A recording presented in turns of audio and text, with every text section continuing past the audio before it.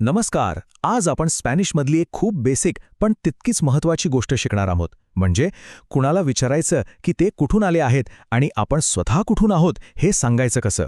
हे खूप सोपं आहे. चला तर मग सुरुवात करूया. विचार करा, आपण कुणाला तरी नवीन भेटतो.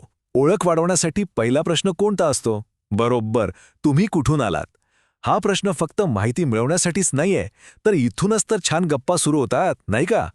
तर मग स्पॅनिशमध्ये हाच प्रश्न कसा विचारायचा याची एक खूपच सोपी आणि सरळ पद्धत आहे. चला आपण तीच पाहूया. हे बघा, दिदोंदे एरेस याचा उच्चार आहे दिदोंदे एरेस.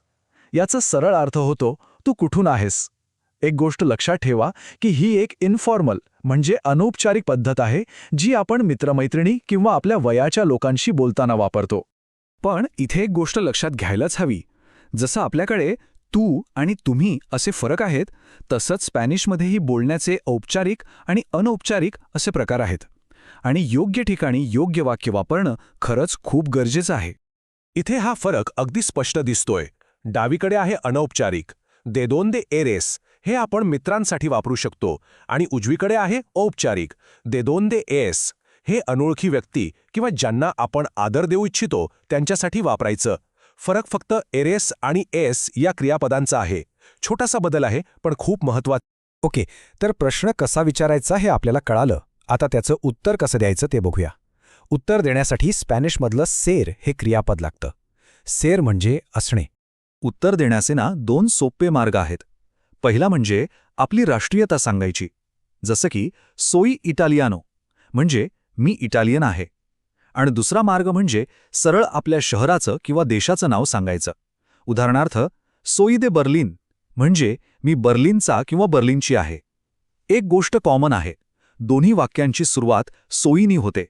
सोई म्हणजे मी आहे. हे क्रियापद सर खरंच खूप महत्त्वाचं आहे. हे विसरून चालणार नाही, कारण आपण जे सोय वापरतो ते याच सर क्रियापदाचं रूप आहे. त्यामुळे आपलं मूळ सांगताना हे आपल्याला लागणारच. आता एका इंटरेस्टिंग आणि महत्त्वाच्या व्याकरणाच्या नियमाकडे वळूया. हा नियम विशेषतः तेव्हा लागतो जेव्हा आपण आपली राष्ट्रीयता सांगतो. नियम अगदी सोपा आहे. राष्ट्रीयता सांगणारं विशेषण बोलणाऱ्या व्यक्तीच्या लिंगानुसार बदलतं. म्हणजे काय, तर पुरुषांसाठी वेगळं आणि स्त्रियांसाठी वेगळं रूप वापरावं लागतं. उदाहरण बघूया म्हणजे लगेच कळेल. जर बोलणारा पुरुष असेल तर तो म्हणेल अर्गेंटिनो किंवा अलेमान. या शब्दांच्या शेवटी सामान्यतः ओ येतो. आणि याच्या अगदी उलट जर बोलणारी व्यक्ती स्त्री असेल तर ती म्हणेल अर्जेंटिना किंवा ॲलेमाना. पाहिलंत, ओचा ए झाला.